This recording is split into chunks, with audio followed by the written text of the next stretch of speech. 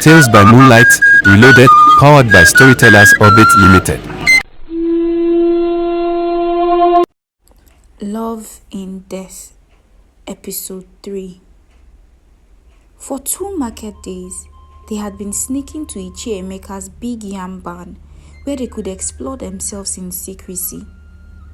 After 2 weeks, their passion still burned hot. She knew what he liked, where to touch, how much pressure to put on her bites, and how to satisfy him or drive him over the edge. On some nights, he called her beautiful, but she wasn't beautiful.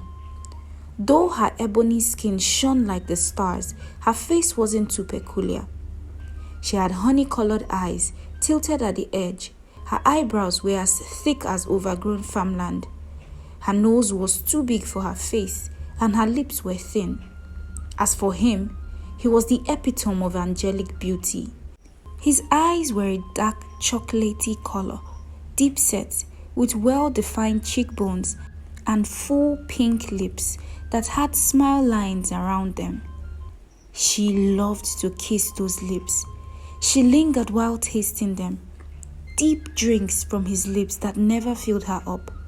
His shoulders were broad. Her hands loved to cling to them when his tongue was deep in her mouth. His biceps were thick. On some nights she gripped them while screams echoed in her throat. Or when his fingers were doing wicked things to the cove between her thighs. His chest was just beginning to broaden. Her hands roamed over them whenever her head was angled backward and his lips were branding her neck. He had really long legs. Legs that she wanted to carry the weight of her body for hours on end while she rode him. She snapped out of her daze now as she heard the muffled sound of his footstep approaching. She had been waiting for him at their usual spot. The moon seated majestically, beaming from the backdrop of the dark clouds. Its beam slanted over her eager face.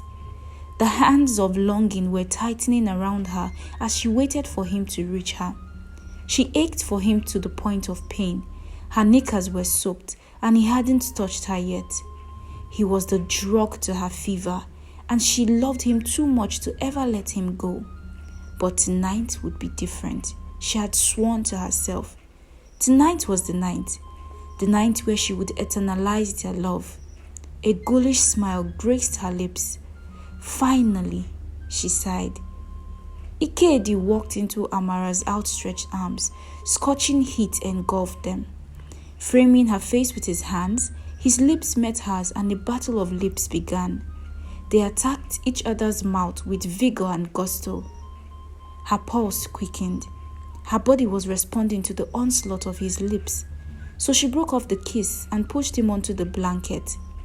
He laid back on the makeshift bed on the barn floor, the same floor that had borne the brunt of their passion for the past 13 days. Not yet. You have to wait, she whispered, straddling him, beginning to slip open the buttons of his grey shirt. He smiled up at her. She loved the smile of his. She was fascinated by it. She was fascinated by his beauty. She stared at him for a long time, etching every line of his face to her memory. The growing bulge in his jeans and the constant twist of his hips snapped her out of her reverie. The juncture where their bodies met was smoldering. She could feel her dampness seeping through her skirt, moistening his jeans. His hips strained towards her, jutting upward. She couldn't count how many times on each night they had lost themselves in each other's arms. It was always like this, hot, fevered, urgent.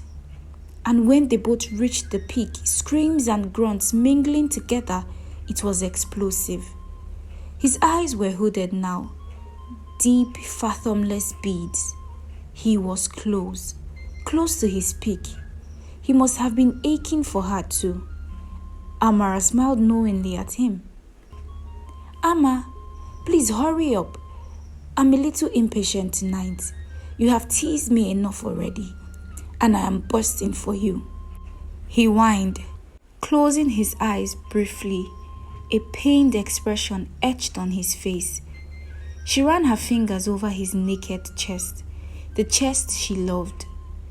"Soon," she whispered, weaving her hands into his hair. She scraped his chest with the tip of her nails until she got to the buckle of his jeans. He buckled beneath her touch, his body tense and high-strung. He waited for her next move, his release. But she didn't go further. Instead, she chuckled, shook her head, and reached slowly behind her. Ikedi was enjoying the show. He liked this naughty side of her. He waited patiently as she reached into the hem of her blue weathered skirt. He knew she liked to play games, and he wondered what little experiment she had brought with her tonight. Amara was his insatiable minx. He closed his eyes in contentment, waiting for the moment where he could bury himself in her heat, deeply sheathed in her heat. He felt something cold graze his throat, and his eyes flew open. Amara saw the fear enter his eyes as he recognized the object in her hand. He grew completely still. His eyes round as saucers, goosebumps scattered over his skin.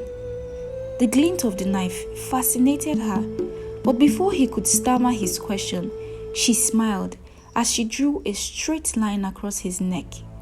Her smile grew wider as drops of blood pooled over his neck.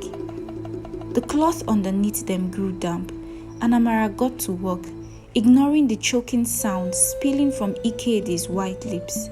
She carved out his eyes, those eyes she dearly loved, leaving the sockets empty.